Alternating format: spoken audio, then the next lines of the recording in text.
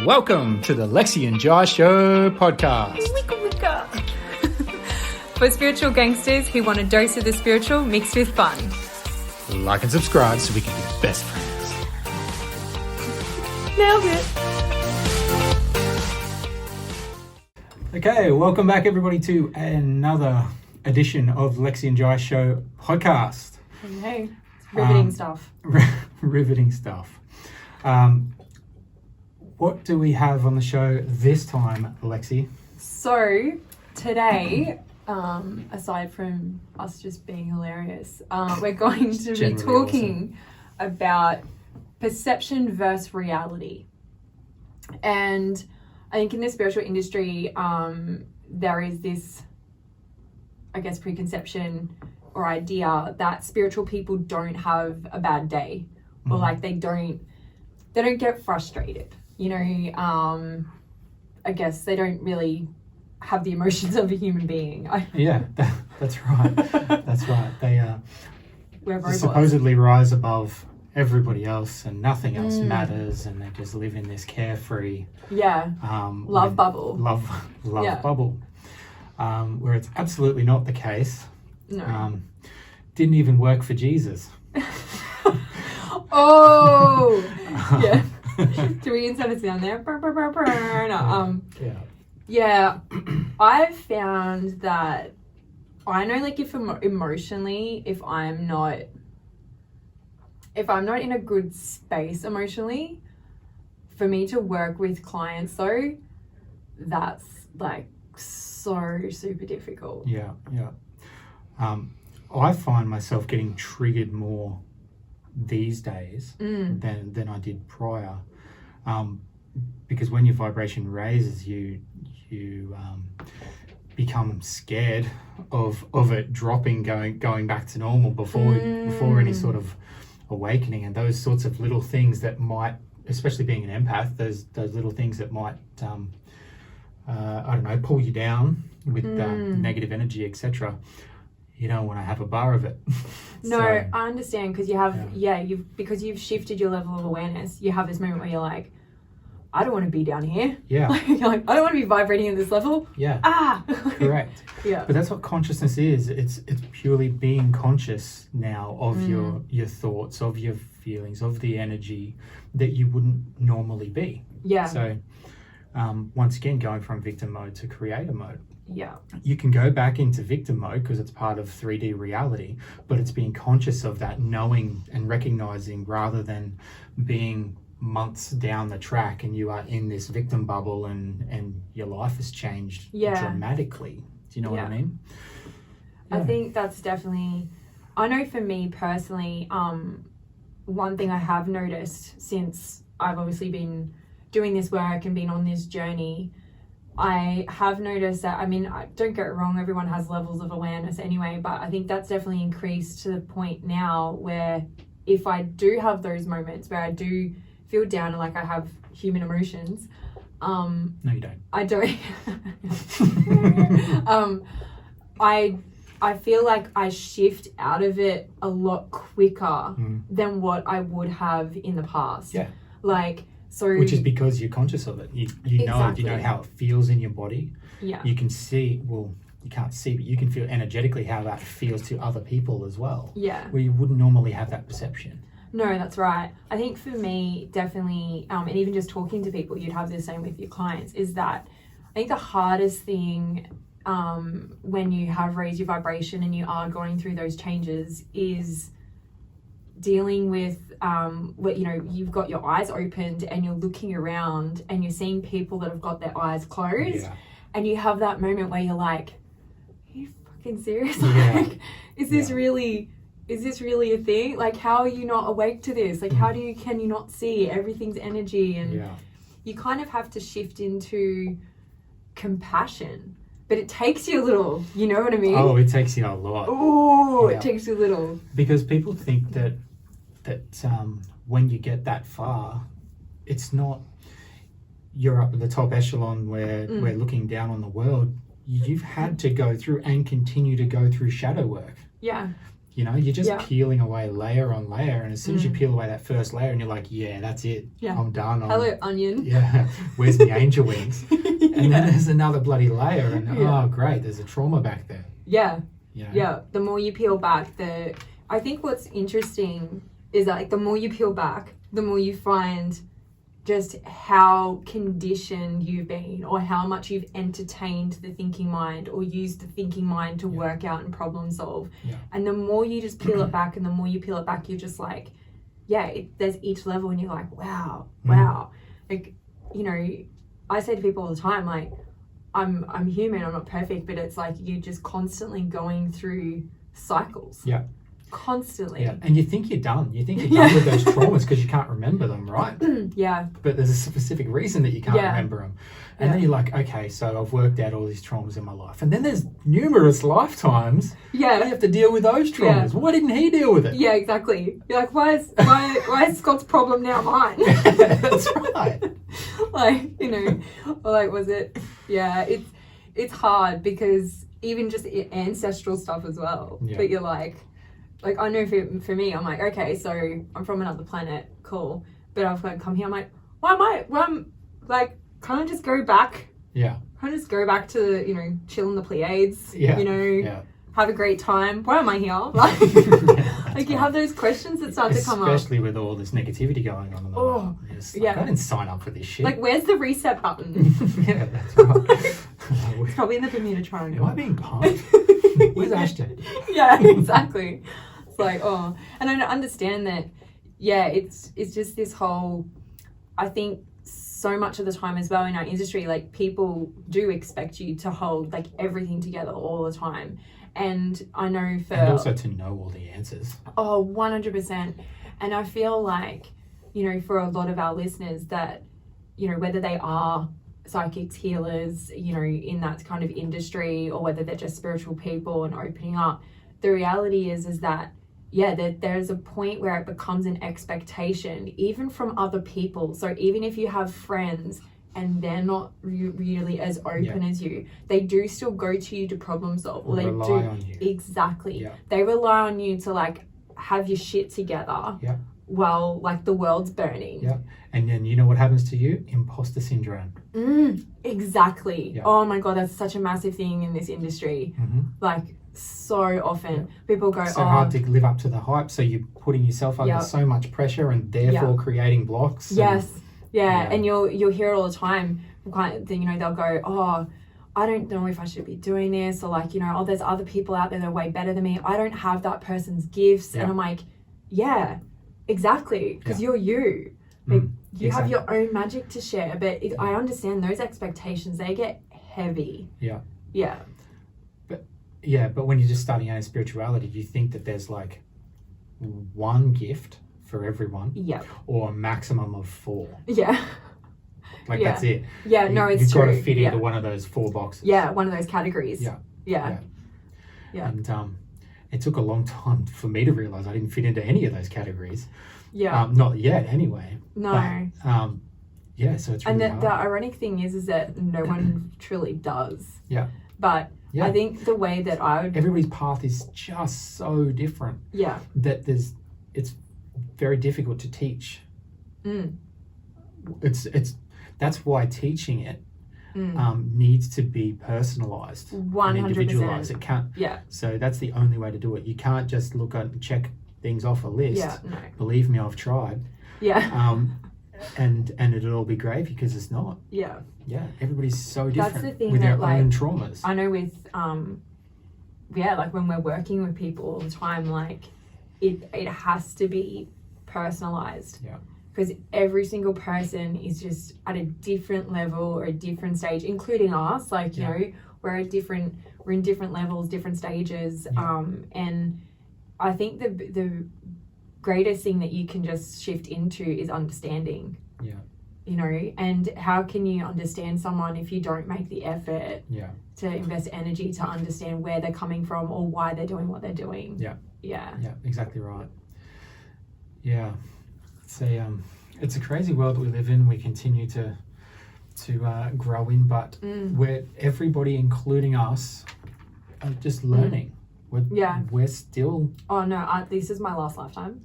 You think so? Yeah, like I had a chat with them. Yeah. I put in my request for transfer. You're coming straight back. Ouch. I will drag you back. Well, okay. Assuming that I live a lot longer than you. Which, Yeah, like. yeah. You're not done. I'm like, later. Yeah. Yeah. But, you know, you cannot be a teacher without being a student as well. Definitely. At the same time. Yeah. You don't just graduate into being a teacher. Like, we've done the yards. Yeah. But we're still growing. We're still learning just like everybody else. Yeah. Exactly. Yeah. So we can teach, but there's still going to be more stuff to learn about the universe, about the earth, and about ourselves. Yeah. I think I've learned more in terms of the third dimension. I've learned more about growth and working through emotions and that kind of thing from my students and my clients than I have from really anything else. Yeah. Yeah. Well, yeah. But I do find it funny that, and you touched on this before, there's almost like this idea that it's like this moment that's like, okay, so here I am over here on the left and I'm struggling and this is my life, but once I get to the right side, like, boom, like the white light will come down and, you know, teleport me up to the sixth dimension, and you'll stay and live there happily ever after. Oh my God. And wouldn't that be the goal? And another thing, you know, being a particularly good meditator is good, but you're not like a particularly good meditator for the whole rest of your life. You know, because there's things that come into those traumas associated with things that you have to think about. Yeah. And sometimes you can't block them out of your head, and you start putting more pressure on yourself to do that. And obviously if you put pressure on yourself in meditation, it's never going to work. I know. Yeah. So. Oh, the irony. That's right. Well, welcome to the third dimension, everyone. Yeah. Yeah. Yeah. We had actually, I was talking to someone the other day. No, this actually wasn't nothing to talk about, but I got asked, they're like, oh, what happens when you die? And I'm like, well, I'm not dead. so I can only give my own personal opinion. Yeah. But I'm interested to hear what you have to say before. Of what I think happens when you die? Yeah. I think, and I truly believe this, that there is some sort of dramatic breakthrough that happens. Yeah. And on the other side of that is absolute unconditional love. Yeah. And safety. And feeling of wholeness. Yeah. It's more about a feeling than what you can actually see, and that's what it feels like to me. Yeah. And I also feel like your memory for that part is wiped of any sort of traumatic injury associated with the death. Yeah. I think because a lot of the trauma is associated with the thinking mind. You know what I mean? Mm-hmm. So like if you were to come back, then technically, how much are you going to remember? Yeah. Because a lot of that trauma or experience is associated with the thinking mind of that lifetime. Yeah. Because once you get over there and then you learn some more lessons and become that spiritual light being, and then you know everything about everything, apparently. Yeah, you know everything. Start to become a fractal. Then none of the trivial things that we associate being huge mountains or huge traumas or whatever, none of them matter. Exactly. You know? Yeah. They care because we care. Yeah. But that's it. Like, they can understand the pain that we're going through, but they don't feel it. Because they know. Like with, I know with guides sometimes there have been some instances where people have asked me questions and their guides have stood there and been like, not important. Yeah. Like, I'm like, yeah, but that's happened to me. They need an answer. And they're like, nah. Yeah. I'm like, well, they feel like it's important. They're like, yeah, but they need to know it's not important. I'm like, okay. And then you look like the bad guy. And then you're trying to tell people, like, you know, you're doing a reading for someone, you're going, so your guides aren't giving me an answer. They're telling me it's not relevant. And meanwhile, that person's like, are you kidding me? This is the son of my this is the son of my life right now. I'm like, oh, it's all good. Yeah.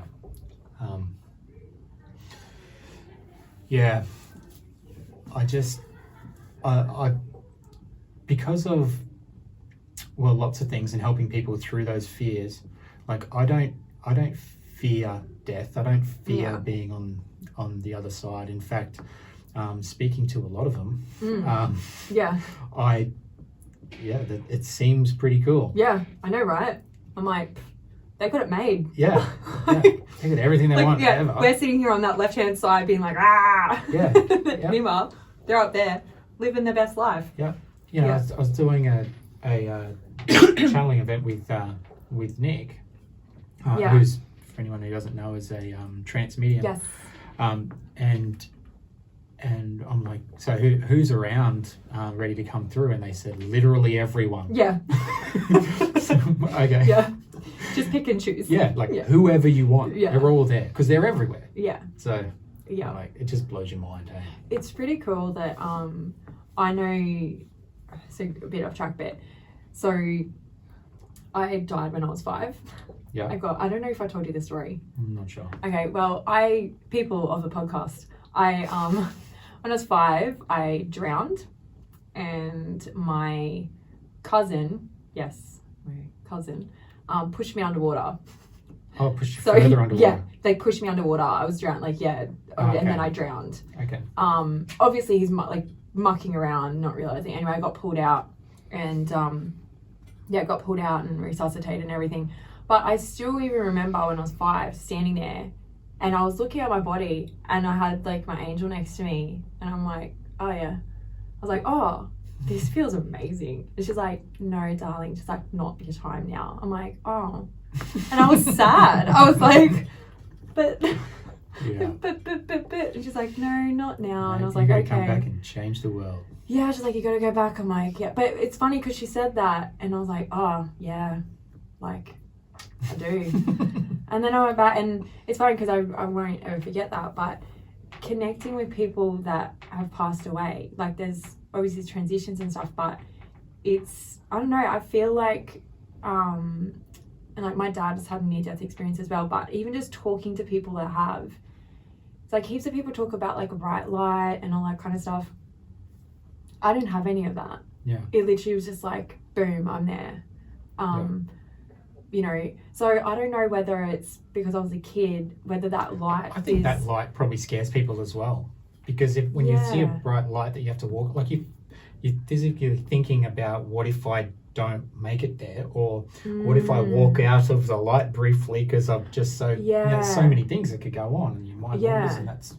That's what I mean. I'm like, I don't know whether that bright white light is like that cleansing of, like what you said, like the trauma. Yeah. You know? That's what I'm thinking. Yeah, that's what I mean, and obviously we can speculate because I don't know, but that's what, Them can confirm. But yeah, I feel like that's what happens, and it's like when you go, which is why like I didn't have the white light, because it's like, well, you're not going yet, you know what I mean? But I feel like, I don't know, I feel like when you die, there's like options, like you've got options, and you can either, none of them is to like live. Yeah. Well, I mean, for some people, I'll take the live option. Not that. Yeah, like for some people, who was it? There's like a Netflix special or something where a lady was, I think she was clinically dead for, I don't know, I feel like we need a Jamie. It was like, there was she was clinically dead. I can't remember what it was. She was like white water rafting or something. I don't know if it was you guys that were telling me about this Netflix series about after death or something like that. But anyway, I digress. So she'd been clinically dead, I think it was like for 13 minutes or something. And then like came back, no brain dead, like abs, like she's fine. And she said like which she would was be standing technically there, impossible, right? right? Yeah. And she said she was standing there like looking at her body and like she could see and she knew what her husband was doing and like everything like that when it was happening. And she was just like, oh, but it wasn't my time. She's like, and I was like, oh yeah, I'm going back. Like she had that choice. I think a lot of people that have near-death experiences do have that choice because it's like an awakening. Yeah, but not experience death for them. experience. No, then that's what I mean. Yeah, once they're dead, like, you know, like if you got decapitated. Yeah, that's to right. get Can I come quite back? dark. Oh, you wouldn't want to. yeah, I don't feel like it's going to end well for you. Go back into Frankenstein. But I do feel like they do have options though in the sense that they can either choose to be reincarnated, depending on their soul contract or anything like that with the Star Council. I feel like they can also choose to be, depending on where they are at in their journey, they can choose to be a guide for someone specific that they've had a connection with, or they can choose to be like an ancestral guide, which would mean that they'd kind of bounce around like the family. Yeah. And I do feel like they can decide to wait in like a waiting area. That's what I've experienced so far connecting with people. Yeah. But then I'm like, well, is it the collective consciousness that you're accessing when you do connect with people that have passed away? Yeah. You know, like, is this like Awa, you know, of Avatar? Yeah. The tree. I don't remember the names. You don't remember the tree? Oh, okay. Yeah, I remember the tree. I I was going to say, because that was a pretty profound moment. Yeah. Like, it's a big moment for all mankind. Yeah. I don't know. I'd like to know. I'd like to think I have all the answers, but nobody does. No, that's what I mean. Like, I can speculate. Like, I mean, that's what I've experienced so far with different things, but I don't really know. It's nice to hear that they might have a choice like that. Like that Tonka, my dog, right, who died 10 years ago. I don't know if I brought that up on the podcast yet. That's one of his animal guides. Yeah, By the way, guys. is now one of my spirit guides. So it'd be good to know that he made that choice to. But what's the time frame? And I know that just time is bullshit anyway. But what's the time frame when they get over there? Yeah. Till that's what I mean. Because he wasn't a spirit guide straight away. He was just rocking up in my meditations, and I was getting to play with him again. And then he left, and then came back as a spirit guide. But could it be that he was there the whole time, but it was more just like you opening further? Maybe, but why'd he leave? Well, maybe he had to, I don't know, go pee. Had to go pee. I don't know. He had things to do. I just like Tonka's a not water the type fetch. of dog Like, that would have left me. no, I get what you're saying. Yeah, I don't know time wise, but like Maybe he just punched out for the day. I do feel like though that there is like some people will pass through and they literally like some people die and they are there like on the other side, like you can talk to them like straight away. Wow. And then other people, nah. Do you think that might be to do with how they die though? So if I feel they, like there's if a they have few like different Alzheimer's factors. or get into a coma, then yeah, probably because Yeah, I do feel like that does factor in. Like maybe it's to do with like how much trauma they have to cleanse or something like that. I don't really know, but because a lot of people come to terms with it before they die. If they've given cancer or something like that. Yeah. Like people that have like passed away, you know, like tragically, like whether it's in a like a car accident or even if they've like committed suicide or something, a lot of the times it takes me a little bit to get like an answer. Yeah. Because I'll be like, oh, I died all of a sudden. And they're like, oh, you know, my throat, like, oh, it's like, you know, like, and I'm like, oh, like strangulation. Yeah. And they're like, yeah. I'm like, hang on. like who strangled you? Yeah. And they're like, oh, you know, it just happened. I'm like, and then I'll go, oh, did you do that yourself? And it's weird because they kind of go, yeah. Like it takes a bit, and it's not, I've had people go, oh, is it embarrassing or anything like that? It's not. It feels like because that trauma's healed, they don't really identify to it. So, yeah, you know what I mean? Yeah. Yeah, it's interesting. But they still have emotions over there, I've found. But here's the thing, like I was talking to an ex-girlfriend of mine in a channeling session, and she was literally crying because of something. Yeah. right? Yeah. And I said to her, you know, I want to make you feel better. And she's like, it's fine. It's just the memory is associated with it. Yeah. So when I'm in this zone with you, Yeah, it stimulates the I emotion. can cry. Yeah. But the moment we disconnect, she's fine. Boom. Yeah. Yeah. Yeah, which makes complete sense. Yeah. Yeah. It's just surprising. That's cool. Yeah. Eh? Like as they drop down like frequency or like, well, you know, dimensions. Yeah, that makes total sense to me. Yeah. Yeah. That's cool. Yeah. Things you learn. Yeah. Oh, that actually leads us into the next thing. Okay. So have you ever done a seance? No. You've never done a seance? I've not. Oh, sorry. I'm thinking like a Ouija board thing. Yeah. Is that? Yeah. No. Are there different ones?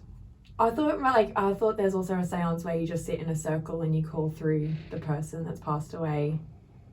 Maybe I've never done I that. don't know. Maybe my interpretation is wrong. Guys, you can correct me. I always think of like Ouija board. Yeah. Yeah. I haven't ever used a Ouija board.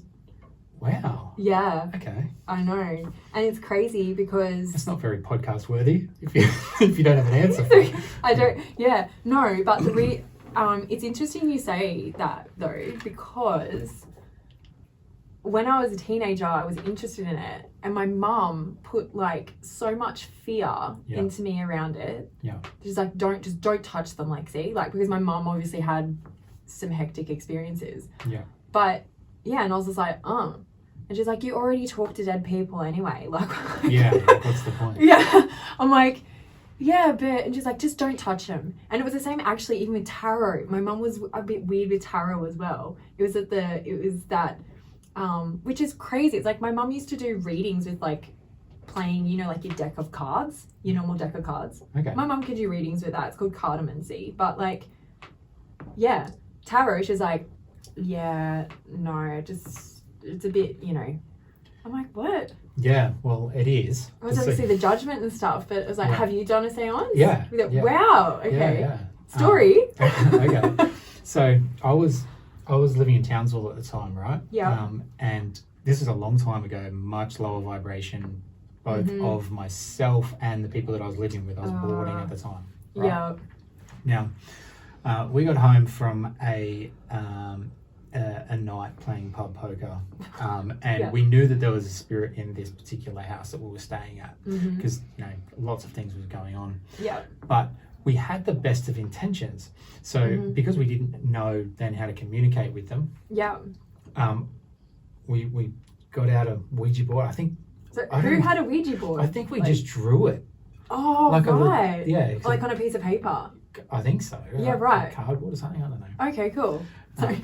Questioning you about Probably your inside of a beer carton. I don't know. Yeah. But anyway, the first lesson I found out with doing this is spirits lie. Okay, so it's true. So what happens is you have a sun and a moon, right? Yeah. And it's like, are you from the sun or the moon? Are you good spirit or bad spirit, right? Yeah. And it's like, I'm from the whatever it was good spirit. I'm like, Yeah. okay, sweet. Of course. Yeah. Yeah. And I went there with the intention, I just want to help this person cross over. Yeah. Right? Okay. So, Had you done that before? No, never. Okay. No, but I I love it. Yeah. straight in, right? Because why not? Yeah. Anyway. Dive in. So you got like a cup this big and it moves around and we're all freaking out going, this is pretty cool. Yeah. And checking under the table and no one's moving it. Yeah. And then I was like, God, so how can I help you? And it said, kill Michael. There was another guy in the house. And I'm like, I was going to say, did Michael know this person? and I'm looking back under the table again going, well, like, is somebody doing this? Yeah, like you being funny kind of it must thing. be a joke. And then I'm just like, well, I'm not going to do that. So what else can we do? Keep it no. And it said, die, Jai. And I'm like, What? oh, dude, this is pretty It's giving me intense. goosebumps. Yeah, they were all freaking out. Like, we had numerous people in there, all freaking out. Yeah. Anyway, so we thought that's not going to happen.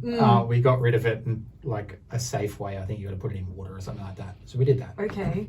Yeah. But that did not get rid of the spirit. Yeah. So what I found it's just a bit of a backstory. Michael liked this girl that was living in this house. Yeah. This girl, she didn't know.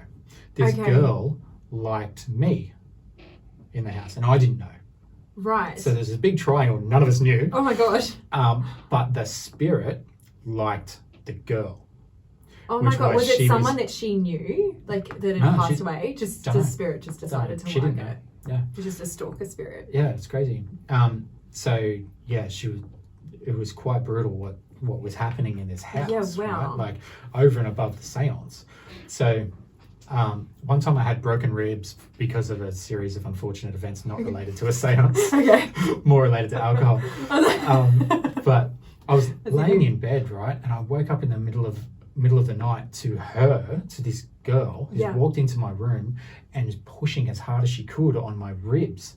What? Yeah, and I was like, oh, because broken ribs, you can't do much, you can't strap them. Yeah. So, and I was like, oh, and all I got out was, why are you doing this to me? Yeah. And then she was gone. It stopped. Yeah, dude, it was trippy. The next morning after the seance, Michael woke up in hives head to toe. What? He had to go to hospital. Oh my gosh. Oh, legit. Yeah, it was crazy. So I'll just so as my mum told me not to do them, you're really not selling a Ouija board to me now. I'm like, not saying do them. When you were talking about it, I was like, yeah, maybe it'd be a good idea. Yeah. So yeah, it was scary as hell. And like the next night, for some reason I kept staying there. The next night I was in the house by myself, right? And I was Why? like, I don't know, because I lived there. And fair play. Yeah, and I was like, I just got this weird feeling. So I grabbed my phone and tried to call a mate of mine to say, come home from the casino. And I called him, and you know how there's a little bit of time before the phone starts the it starts the dial tone. Yeah, it was just a lot of time, and then this scream in my ear. Oh my God, I shit my pants. Hey, it was crazy. I had to go home to my ex-wife's house. Oh God. Because I was not going in that You're like, I am done here. Yeah, I was so done. So done. Yeah, no, that's crazy. Yeah.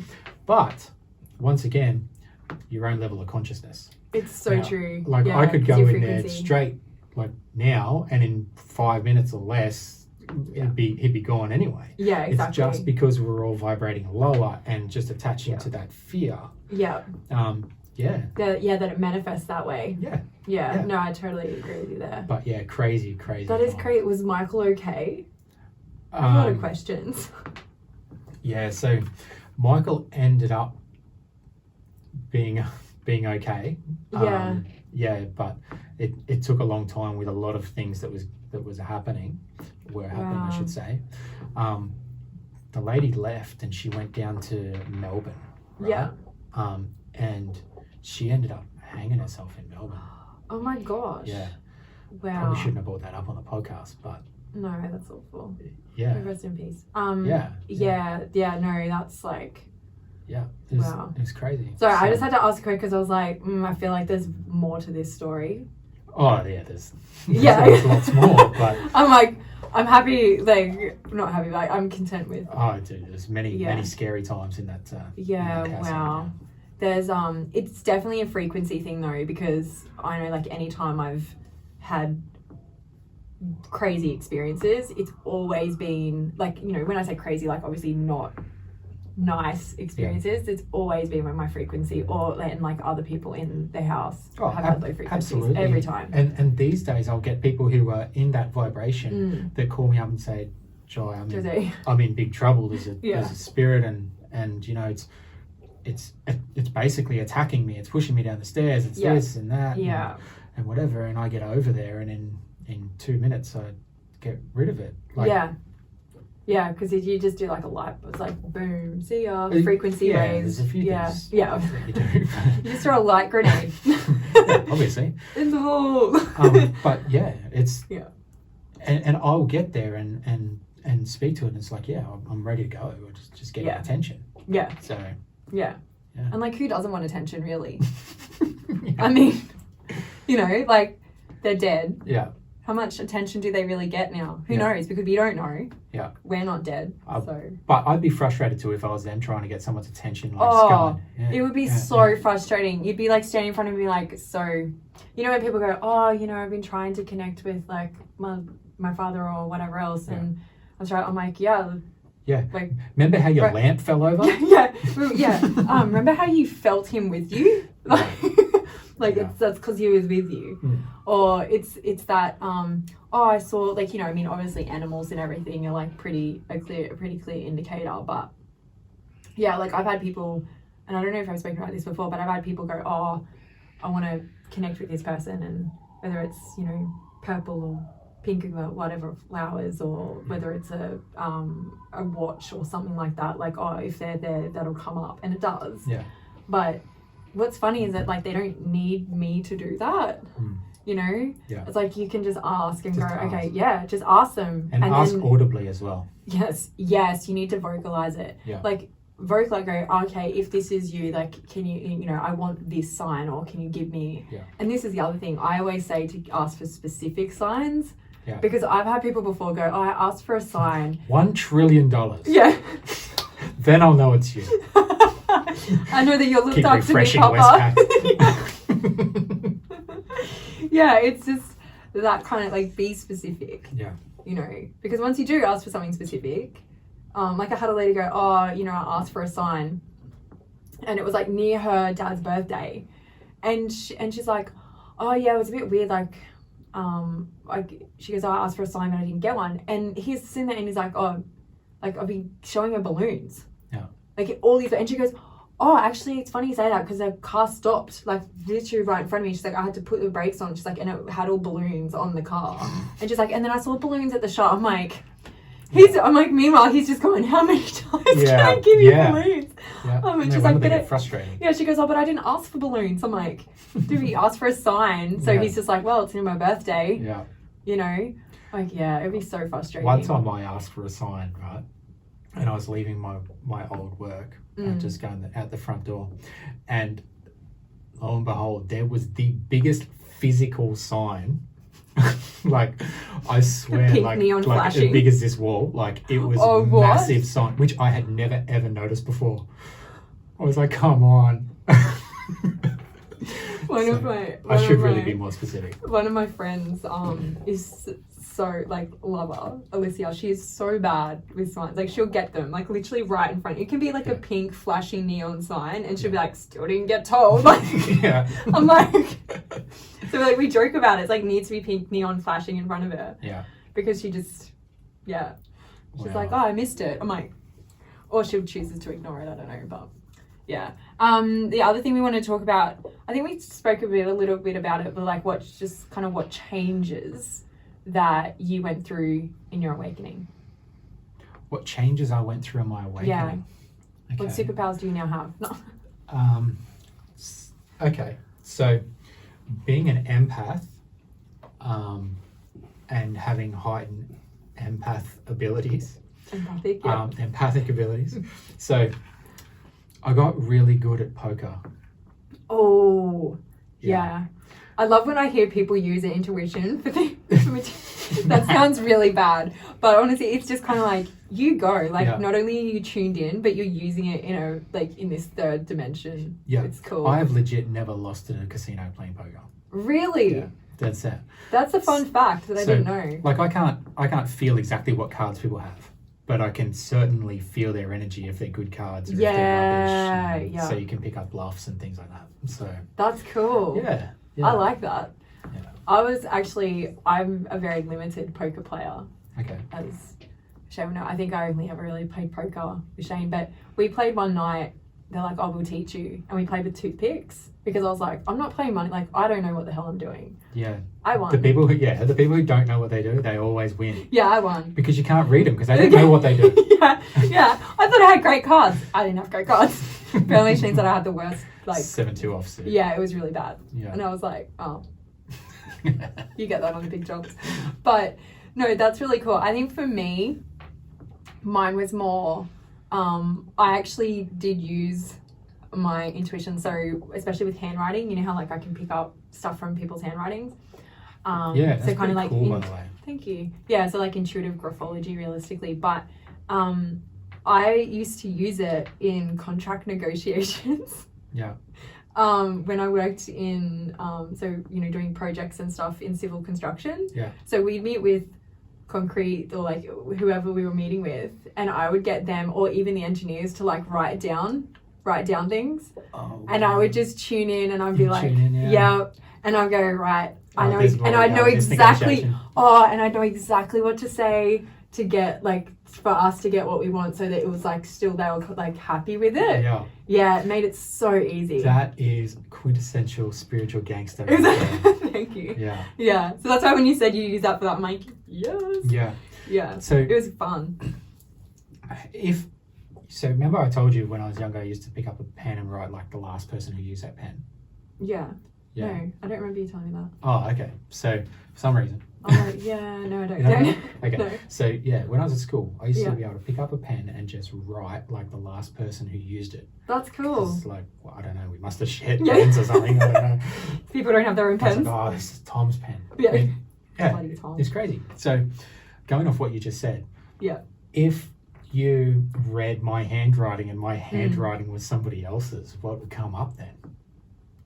Oh, like if you change your handwriting, like. But I wasn't trying to change it. I just wrote like the energy of the pen, which was the energy of the last person. It's still because you're still the person. So you're reading me then, or you're reading the last person? I'd be able to pick up both. That'd be confusing. You just separate it. I wouldn't be able to like know the names, but I'd just do that as like person 1 and person 2.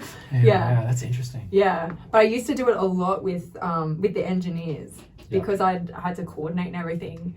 A lot of the time I'd be like, okay, so what have you got on? And I'd go, oh, just like write it down and give it to me. And they're like, okay, and they give it to me, and I could tell where they were at.